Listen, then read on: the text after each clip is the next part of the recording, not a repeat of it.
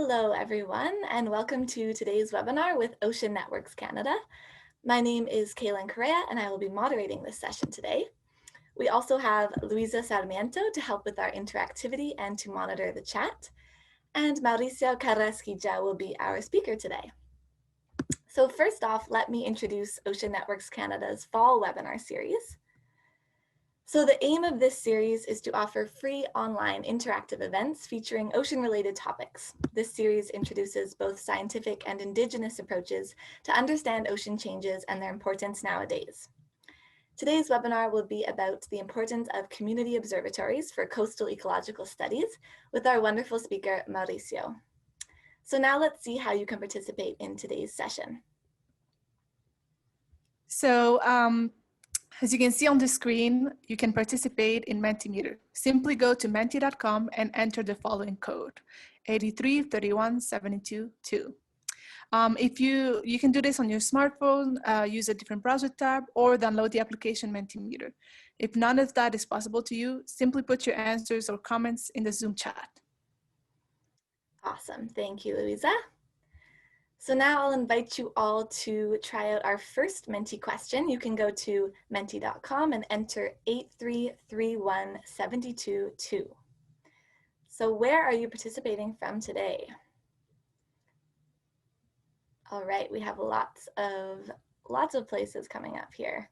Victoria, of course, good old Victoria in the chat. The Netherlands, great. Esquimalt territory, lots of Victoria. Wasanich territory in Sydney, Mexico, North Saanich, Vancouver. Seems like we have a lot of locals. Great, we'll give just a couple more moments to try out the Menti. More Victorias. That's our home base for Ocean Networks Canada. Great, so wonderful to see everyone here. Thank you so much, and we'll have more opportunities to participate throughout this webinar. So now I'm very happy to introduce Mauricio. Mauricio is part of the Learning and Community Engagement team, where he holds a position as a post-secondary education coordinator. His role is to engage and support students and instructors with long-term and real-time data sets to explore relevant aspects about the ocean. Before joining Ocean Networks Canada, Mauricio worked as a senior lab instructor in the biology department at the University of Victoria. Mauricio holds a PhD in biology from the University of Victoria, a master's degree in natural resources and environment from the Instituto Politécnico Nacional in Mexico, and a Bachelor of Science in Marine Biology from Jorge Tadeo University in Colombia. His research has focused on understanding the importance of fish habitat in nearshore ecosystems, both tropical and temperate, the effects of anthropogenic activities on fish habitat, and ultimately the consequences for small-scale fisheries. So to answer these questions, he has used different techniques such as meta-analysis, modeling, field sampling, and traditional ecological knowledge. So with that, I will give the floor to you, Mauricio. So first things first, we start by thanking our host nations, and we acknowledge with respect the Lekugan people in whose traditional territory the university stands, and the Songhees, Esquimalt, and Wasanich people whose historical relationships with the land continue to this day. And so before I begin, I always say that before all of those things that Kaylin said while she was introducing me, before all that, I'm a very proud husband and a father. And when I'm with my family, that's my happy place outside of my career. We're outside having fun or trick-or-treating with a little giraffe, as you can see in this picture. And then my other happy place is, because I can be outside and travel long distances, is biking. And that's a good place to think and just to relax and time for myself. The other thing I wanted to share with you that Kaylin has already said is my career background. So I did my undergrad in Colombia, as Kaylin mentioned, but I had the opportunity to do my undergrad thesis in Brazil, monitoring dolphin behavior, kind of the dream of all students and kids who want to study marine biology. Then I was able to work with mangrove habitat in Mexico in a beautiful lagoon system. and then continuous on mangrove habitat work in Colombia and another lagoon system, and rockfish habitat in inshore waters of Vancouver Island, close to here to Victoria. So that all to say that I've had the wonderful experience to be in close relationship to the ocean for over 20 years of my career, and it's just fantastic to be able to see so many beautiful places. So this is the roadmap. I'm going to talk a little bit about the importance of coastal and nearshore ecosystems. Then we're going to talk about ONC's community observatories, and then I'm going to talk a little bit about the potential of community observatories for ecological studies, basically. Then I'm going to walk you through a case study in Campbell River Community Observatory, and I'll talk about some final remarks to end the talk. So first, the importance of coastal and nearshore ecosystems, and this brings us to our first Menti question, or our second Menti question. Awesome. Thank you, Mauricio. So yeah, you can go to menti.com and enter 8331722. So this question is guess who? So here are some points. I live in the ocean. I am a key player in the global carbon cycle. I am diverse in form and shape, and you cannot see me with the naked eye. So what do you think I am? Give you a little bit of time to think about that. All right. So we have most people saying phytoplankton, a few zooplanktons. I guess zooplankton is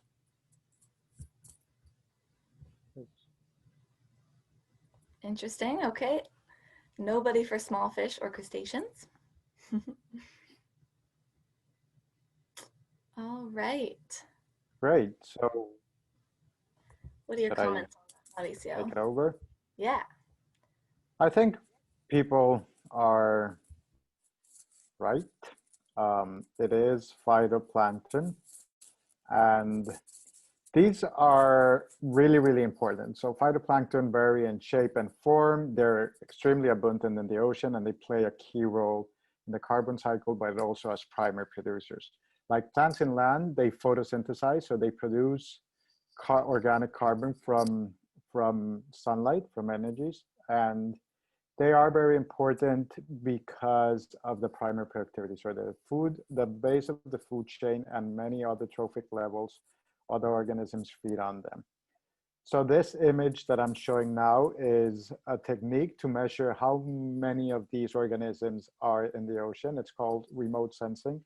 And then from remote sensing, you can estimate how much carbon is produced. So this is a global estimation. It's a snapshot in time of what the primary productivity looks across the ocean.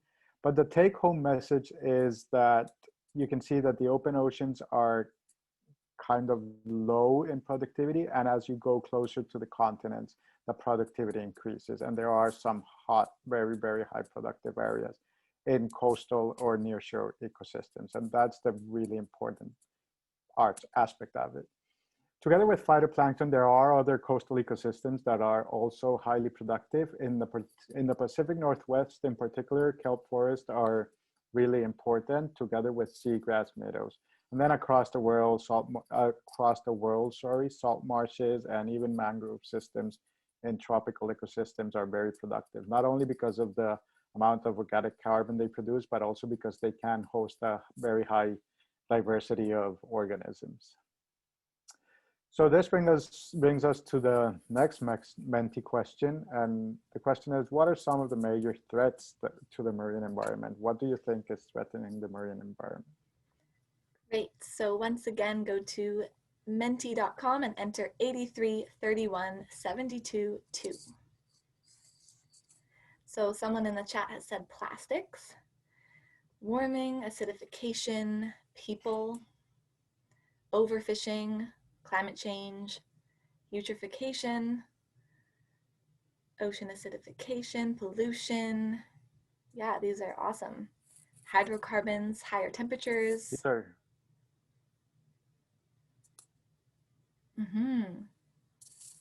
Great, lots of great answers in there.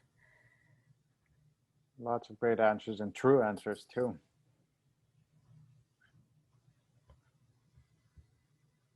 Most people have said Still acidification. keep coming. Most people say acidification, yeah, but there's also pollution, there's ocean warming, overfishing. Right.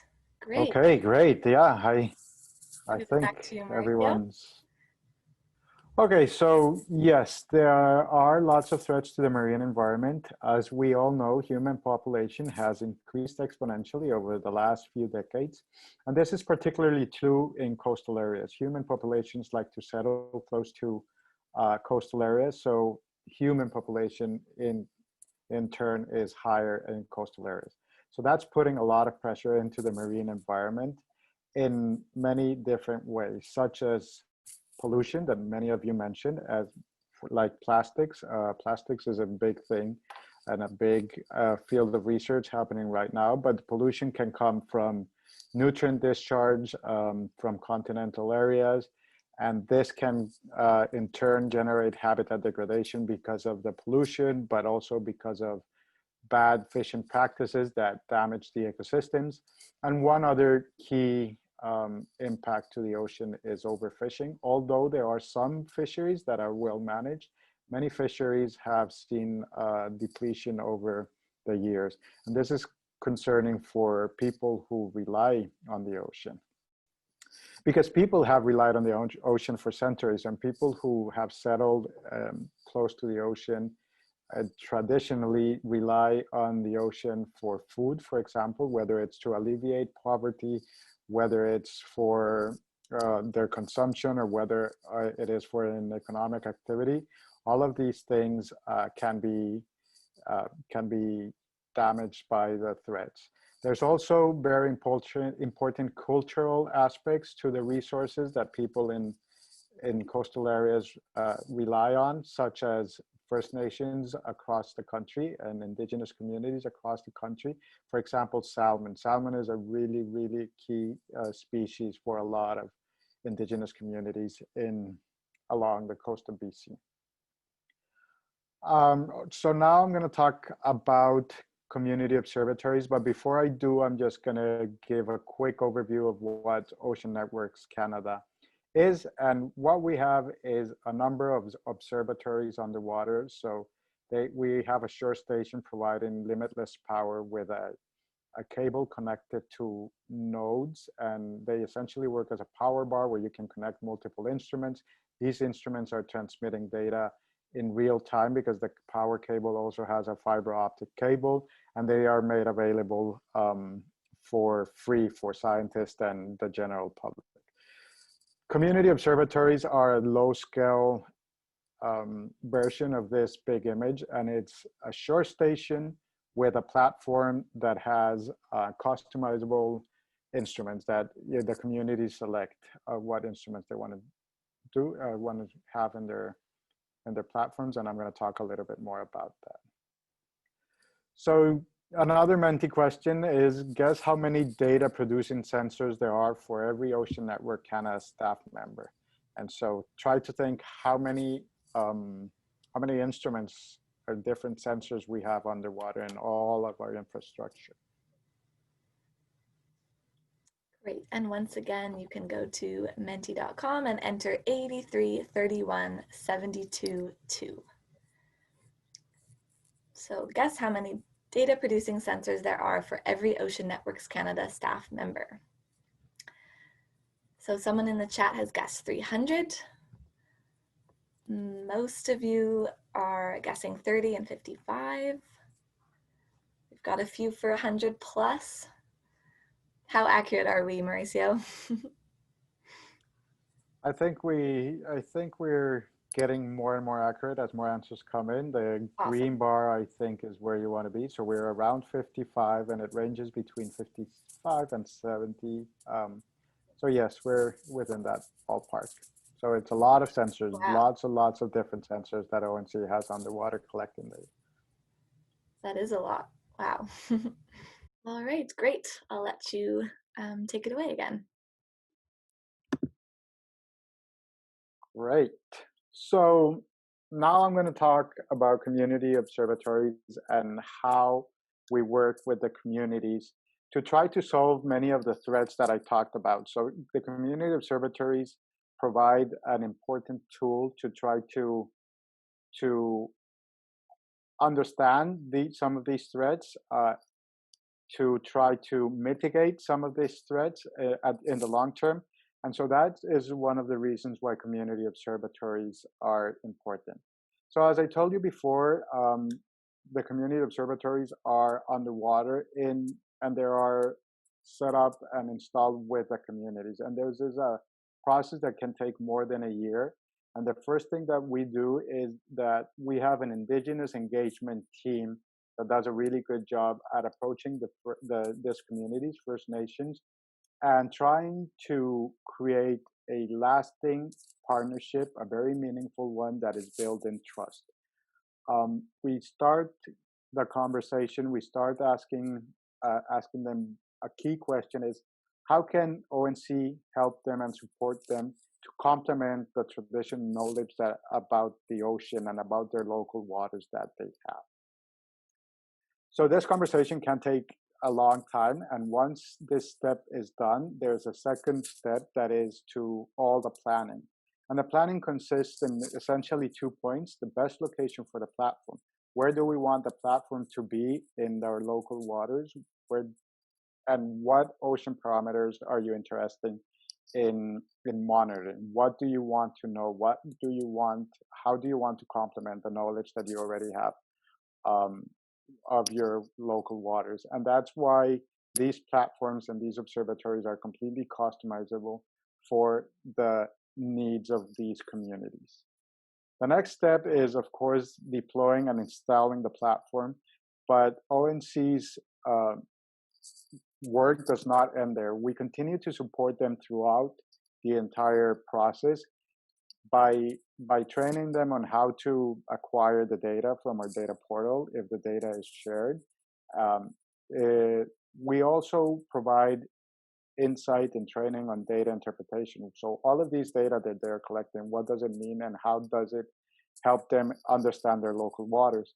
And then there's also the support of the infrastructure maintenance and how to keep these instruments in shape. The instruments have to be recalibrated every given period of time. There can be some biological accumulation in the platform, so there is maintenance to be done. And this is part of what ONC does and supports our partnerships and our partners.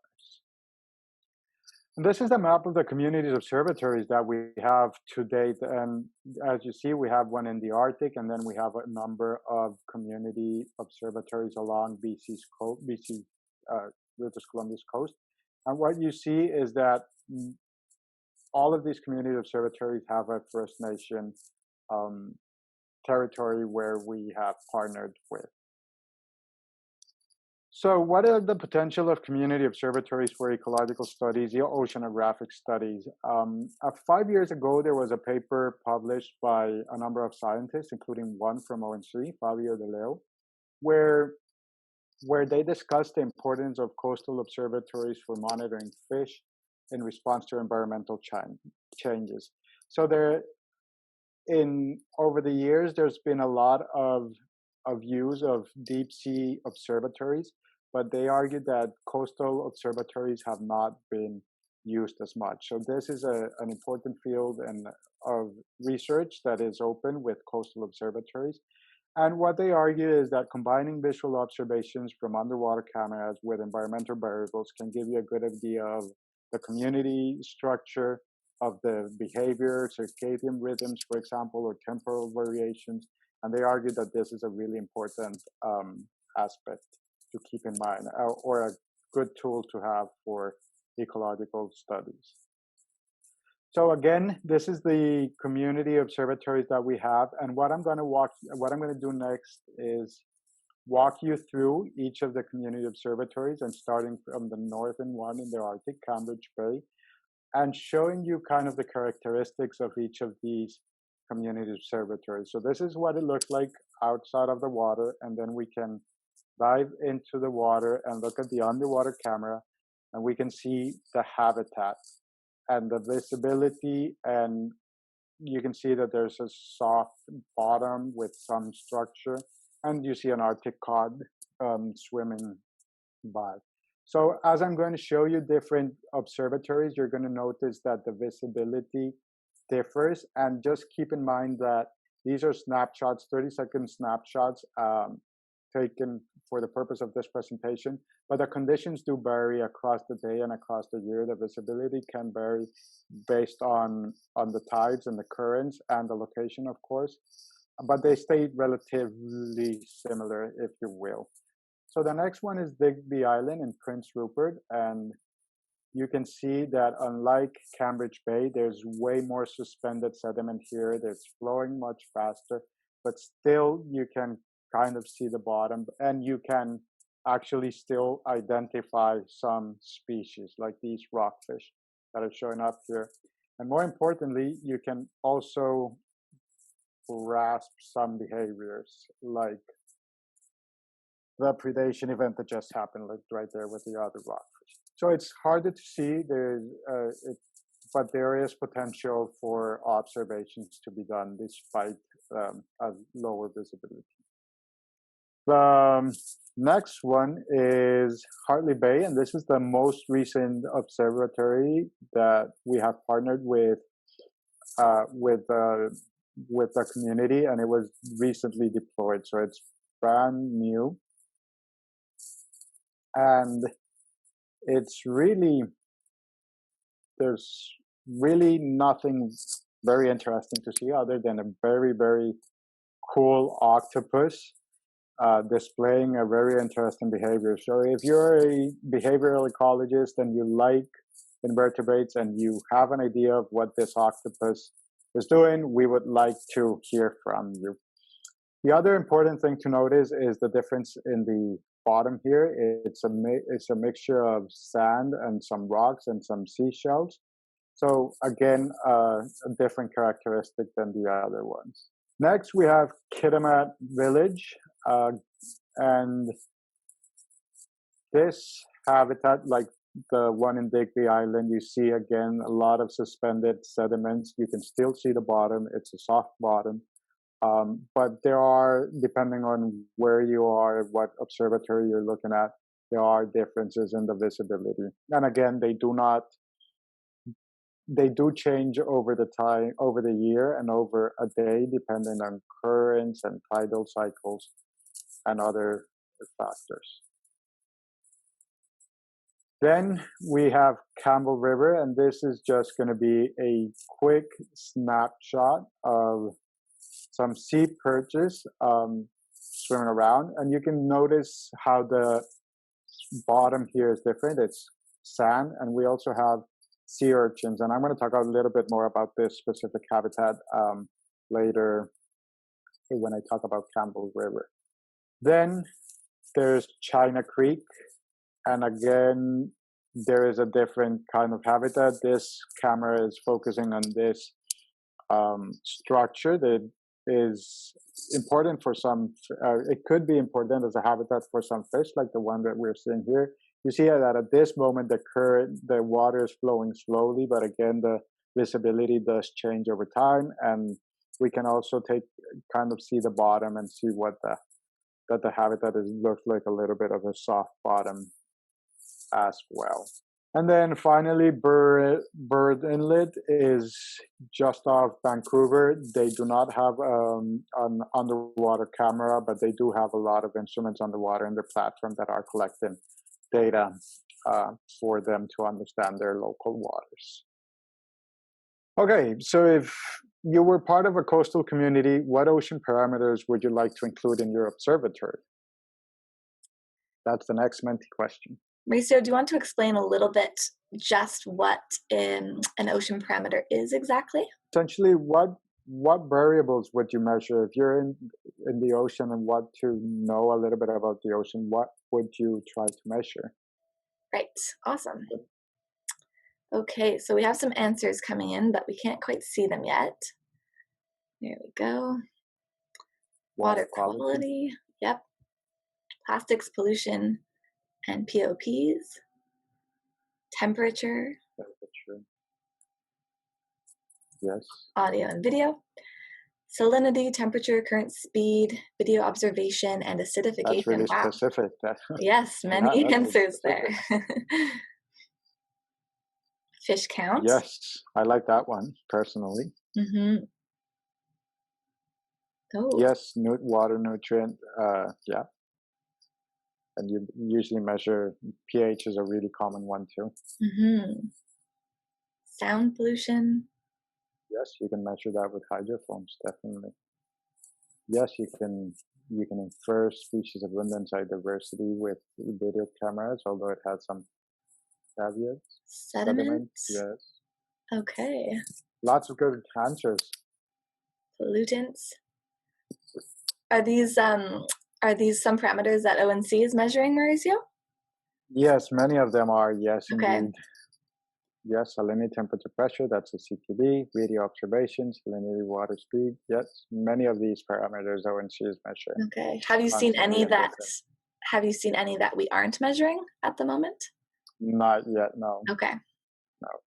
So lots of information that we are collecting. Very cool. So we have 55 sensors Yes. per staff member. That's a lot. Great. Awesome answers. Thank you so much, everyone. And back to you, Mauricio. Okay, so these are some data, and again, these are the locations of the community observatories I just walked you through to look at the characteristics underwater. And this is one important aspect too, and characteristic is how deep are these observatories. So you see they vary from very shallow waters all the way to 100, 110 meters deep.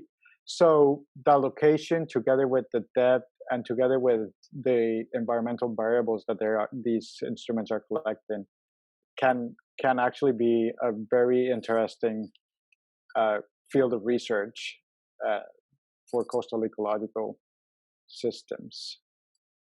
So what I'm going to do next is show you three of the main variables that you can collect in the ocean: temperature, salinity, and oxygen, and see how they vary across these observatories. So temperature is the first one, and the first take-home message is to see how Campbell River Community Observatory varies on there's a daily variation, and the temperature is relative. It's on the between 10 and 15. Then some of them are very stable, and then Hartley Bay, you can see that started just measuring a couple of weeks ago. And then Cambridge Bay has lower temperatures and it's nearing 0 degrees. So as you can imagine, it's getting quite cold up in the Arctic. The next one is salinity, and you see there's a lot of variability across the community observatories.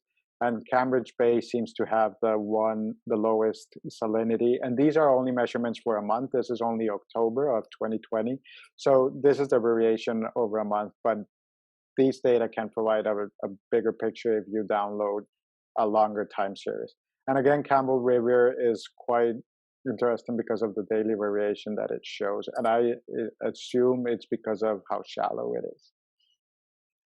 And finally, oxygen. Cambridge Bay has a lot of dissolved oxygen in the water right now.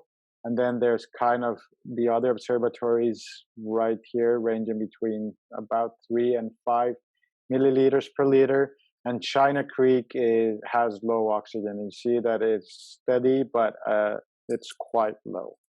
So all of this to show that if you combine environmental variables that the instruments collect, if you look at the locations and if you know the depth, this again is a really, really rich and potential resource for very interesting studies if you combine it with other biological data, for example. So some of the instruments we have underwater, and before I mention the instruments, I just wanted you to know that there are two different platforms here. This is the one that we have that is underwater in Cambridge Bay, and this is the one that is underwater in Hartley Bay. And they differ because the locations are different, because the depth is different, because the oceanographic conditions and the water movement is different. So our engineers and design these structures to be suitable for where they're going to be deployed. And some of the sensors that you mentioned, water property sensors, those are CTDs, which measure conductivity, temperature, and depth, and you can infer salinity. You can, from the conductivity, we also have oxygen sensors. There are fluorometers to measure primary productivity from phytoplankton. We also have hydrophones in there are also some hydrophones in the community observatories. And there are also high definition video cameras to record some videos. And depending on where in the community, what community observatory you are, the recording differs. So it can vary that it records 5 minutes every hour, or it can record 5 minutes every 2 hours. It depends on the observatory. The next thing I'm going to do is walk you through a case study in Campbell River. So I started collecting fish data for this community observatory. But before I do so, I'm going to show you some highlights. And most of this is in chronological order, and you'll see how the habitat changes. So there are some visitors. You see a bird coming down. There are some rare species. Oh no, this is not the rare species. This is a male kelp greenling. And we also see female kelp greenlings there, and there's a couple coming by here, and they just say hi and swim by. Then there are also rare species that show up, such as this pickleback.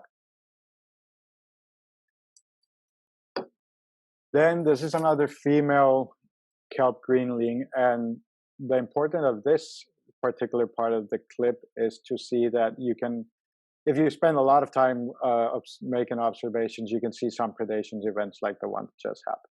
This is a favorite of the learning and engagement team. This is a sculping. It sits on the bottom and then it starts disappearing, which is really cool.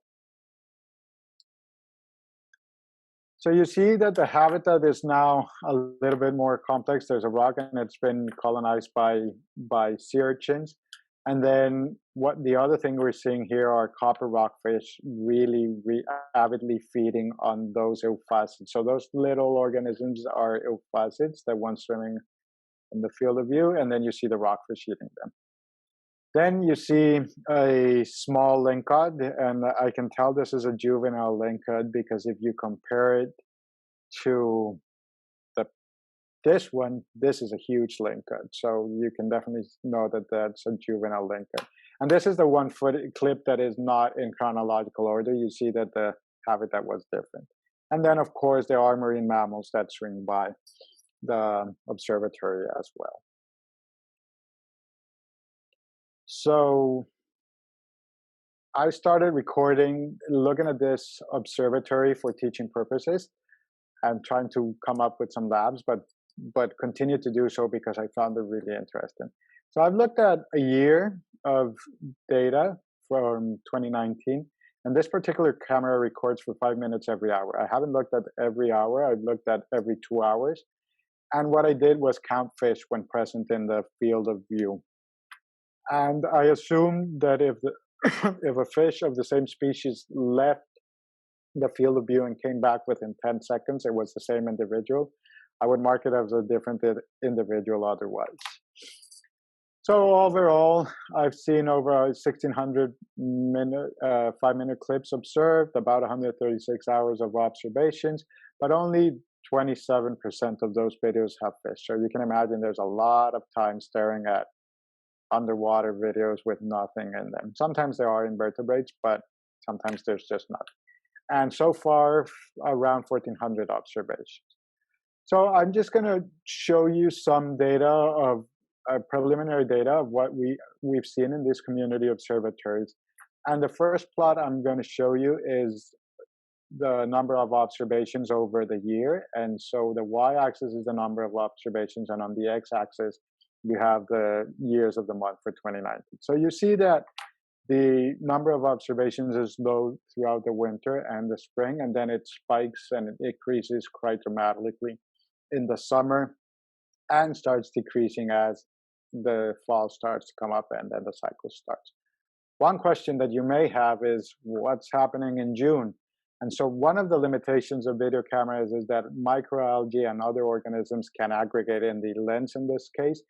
And this is called biofouling. And when there is biofouling, well, there is no way that you can see. So that's one limitation. And the other thing that can happen is that some friends can sit on the lens and just cover the field of view, and there's no way you can see anything. This particular friend is a sea urchin, and it's very likely eating those microalgae that settle into the lens.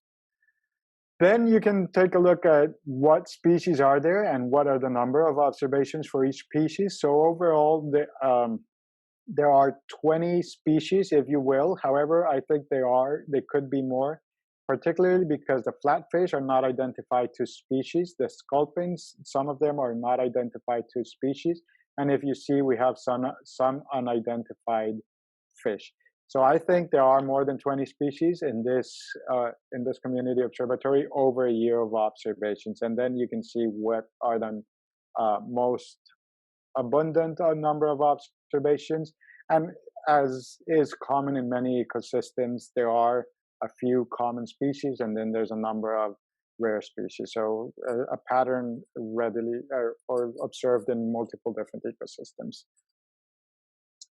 Well, what's interesting though is how do individual species vary over time, the number of observations. So I'm going to show you a series of plots when you're going to see the number of observations on the y-axis and the months of the year on the x-axis. So first, kelp greenling is quite interesting because it's present throughout the year. Although it's the number of observations are higher in the summer and entering the fall, it is kind of present over the year. The other one that is not as present over the year as kelp greenling, but still some present, missing some months, are flatfish and unidentified fish. But unidentified fish don't really tell you anything because we don't know where they are. Then we have a series of fish that show up only in the summer and have a big spike in the summer and then disappear for the rest of the year. And then we have another group of fish that kind of start showing up in the summer and early fall. So this is really interesting from a community composition standpoint. The other thing that you can look is, okay, well, how many species are there at any given month of the year? And the trend is similar. The summer is where the most species are present. So there's where most of these species overlap. But then the number of species kind of varies on the different months. Okay, one more Benti question. What environmental variables could make a difference in the number of fish observations? And I'll give you a hint. This is not what I'm looking for. What we're looking for is not environmental variables that are collected from our instruments, although those are others that could give you an insight. Right, thanks for that note, Mauricio. So again, as you know, you can go to menti.com and enter 833172-2. Great, and just while you're getting your answers in there, someone has asked why you concentrate on summer observations at Campbell River.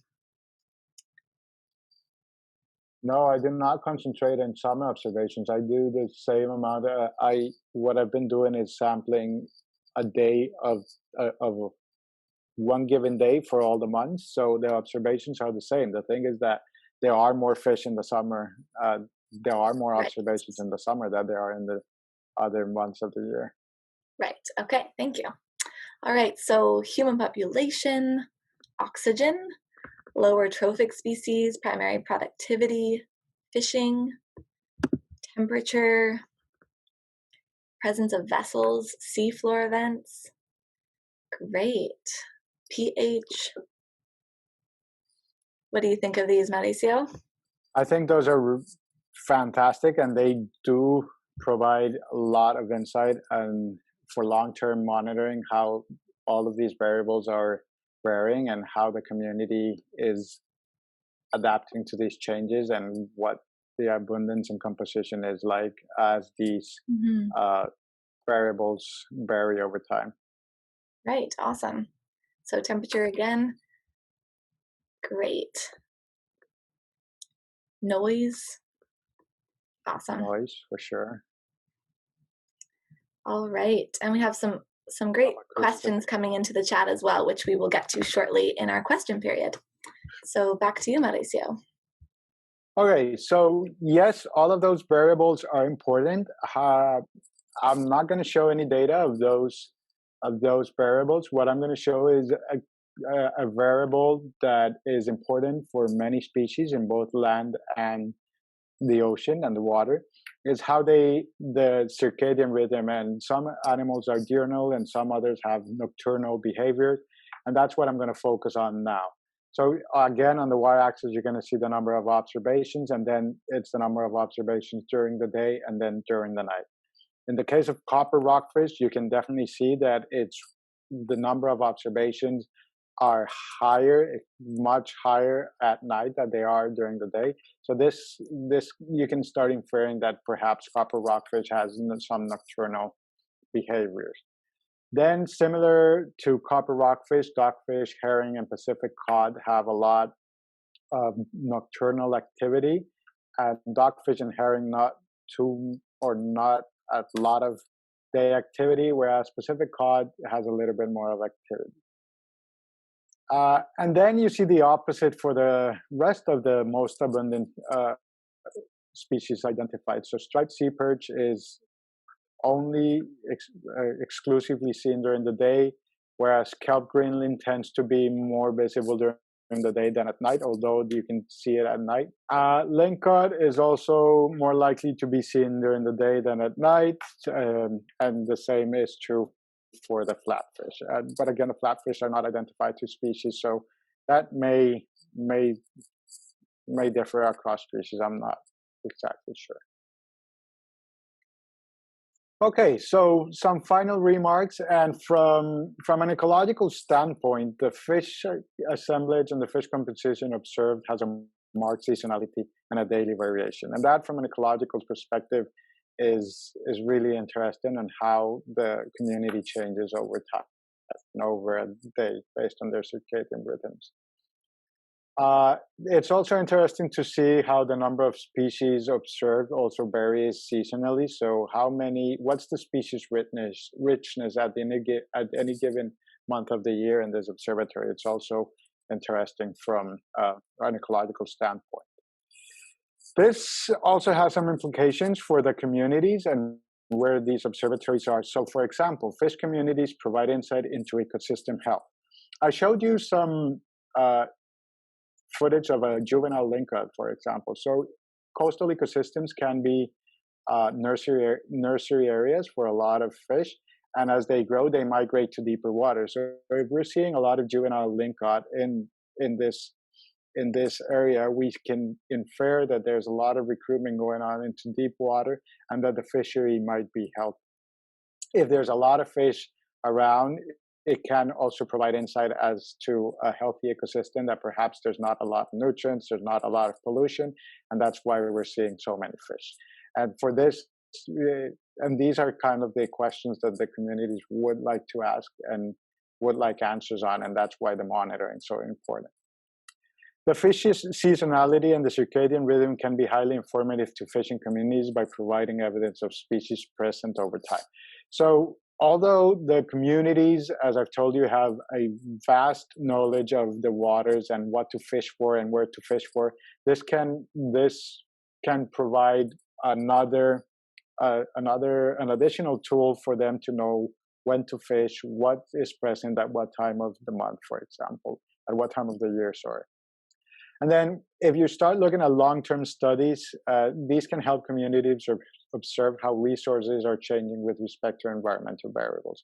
And that I pointed out a couple of times during the presentation is if these parameters are varying because the ocean is changing and it's warming and all of these things that we see are happening in the ocean, how are these fish communities varying, and what are the implications for the communities that rely on these resources? So overall, community observatories can help complement local knowledge to identify actual and future threats. And I just want you to leave you with the link to our where the Community Observatories website is for more information if you're interested in knowing a little bit more about the community observatories and about the partnership that we have with these communities and learn a little bit more about it. And yeah, thank you. Great. Thank you so much, Mauricio. It was really cool to get a sense of the kind of data that these community observatories collect and how ONC works with that data, and of course, why they're important. So thank you again. That was very interesting. So now we will have our question period. So for those of us leaving, we will be posting this recorded session on YouTube. So you'll receive an email in the next few days with that link, as well as some interesting links that might be useful for you. So I'd also like to introduce, we have one more webinar coming up on the 16th of December, so 2 weeks from now, with Kristen on the impacts of underwater noise on marine life. And as always, you can connect with Ocean Networks Canada, so visit our website. There's tons to see there. And of course, I'm sure some of you have already checked this out, but we have our Oceans 2.0 data portal. Very interesting things there as well.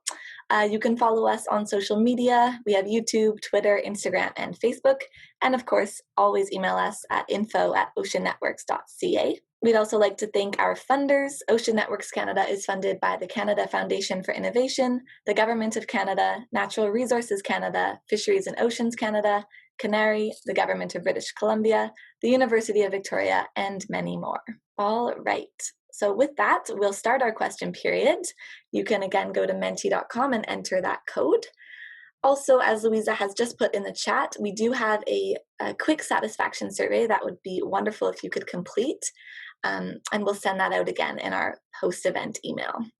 So keep an eye out for that. So first, we'll just, we have quite a few questions in the chat, so maybe we'll start with those. So we've had a request to go over the Indigenous groups that we work with and consult with at these observatories. So would you be able to do that for us, Mauricio? Yeah, so we have the Kitkat First Nation, the Tsleil-Waututh First Nation. We have the Coast Salish First Nation in Campbell River. Those are the ones I have right on top of my mind. We have the nation, the Indigenous community up in Cambridge Bay as well. I'm missing a couple. I did show them on the map that the Community Observatory map had the First Nation for each of the communities that we've been working. Okay. Perfect, thank you. All right, another question. So how do these observations translate into different actions / harvesting by the local communities? They could translate into, I don't think they are translating into harvesting right now. I think that is one of the potentials of these observations, is looking at these resources and kind of inferring what's in there and then providing information on what can be harvested and what amount. The fishery component of all these observations is a little bit more complex, but it can definitely provide some insight by having the numbers and seeing what's present at any given time. Right. Okay. Someone is also wondering if there are any plans on getting a hydrophone near the video camera at Campbell River. That's a great question for the community engagement team. I can definitely follow up with that. So I think we also had an answer for that. Right now, there is a hydrophone there. So if anyone on the chat want to keep the conversation there, feel free to do it. Okay. Perfect. Thanks, Louisa. I saw one pop up that said if we were planning on doing this for the other community observatories. If you imagine the amount of time it takes to go through 1 year of observations, so it is a lot of time, and I don't think there is the manpower to go through lots of data for all the community observatories. That's one. many of these data are available online for free, and we welcome people to use our data and it's really valuable data, and it's really interesting data to look at. Awesome. Great. So Louisa, I think we can start the Menti now. All right. So can you talk about how ONC works with Indigenous communities at these community observatories? Excellent question. Yeah, so there's a few ways that we do that. We have a program. The Indigenous Engagement Team has a program, for example, with youth science ambassadors. So we reach out to the youth in those communities and engage them with ONC so they can become ambassadors of those communities and better understand the ocean. I think that's a really important way on how we do it. There is the need and we're also working as to continuing to maintain those partnerships by providing them the support they need to understand their waters in a continuous way, and so not limited to the infrastructures on the water, and that's all we do, but we continue to maintain long, durable relationships with them. Awesome, thank you. All right, another question for you. The global map on productivity, was that near surface?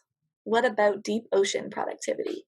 Yes, usually remote sensing takes sea surface productivity for deep sea surface productivity. The deep ocean is productive in some parts. For example, one of our observatories, Barkley Canyon, is quite a productive environment because of all the detritus that comes down from the surface to the water.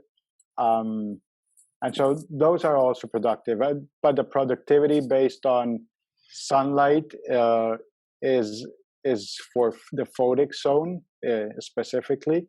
There is, for example, in hydrothermal vents, there are chemiosynthetic organisms that produce organic carbon based on chemical reactions, and those are also productive.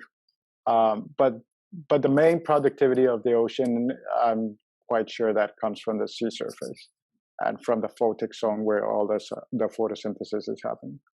Okay, great. And I like this question. So what determines where an observatory goes? Studies, funding, and a follow-up to that, what is Campbell River Observatory originally for? Funding is an important one. The Indigenous team reach out to communities, and all the planning starts. But definitely, funding is a strong limitation. So, if the nation, together with ONC, can find some funding for the infrastructure, it moves on. Sometimes the funding is not quite there, so it might complicate things a little bit. So yes, funding is another one. What was the rest of the question, Carolyn? Yeah, so what is Campbell River Observatory originally for? If you know that. I can't remember exactly what it was there for. No worries. Yeah. Great. Okay, so we just have one more minute, so maybe we'll try to get to these. Is ONC's underwater coastal observatory system unique in the world? No, it's not unique in the world. In Barry, down I think it's a really big infrastructure that we have, but Barry down in California has some coastal, not coastal, but underwater observatories. There are other observatories in Japan, for example, and there's some observatories in some parts of Europe, if I remember correctly. So it's not unique, but it's quite big. Okay, perfect. All right, and maybe one more. So could machine learning be used to support the kinds of study you did for Campbell River? I think that that machine learning is definitely where a lot of these underwater video observations are going to, just because of the amount of time it takes. So algorithms are getting better and better at identifying fish and organisms in from these videos. ONC today does not have a machine learning algorithm for the observatories, and at least for these coastal observatories. But yeah, there's something that there is potential to use machine learning for observations, definitely. Thanks. Great. All right. Well, that's all the time we have. A big thank you again, Mauricio. And thanks to everyone who participated. Make sure to subscribe to our channel so you can stay up to date and participate in our upcoming events. So again, we have one more happening in 2 weeks. And be sure to complete our satisfaction survey that is posted in the chat. Great. Have a fabulous day or evening wherever you are. Bye-bye.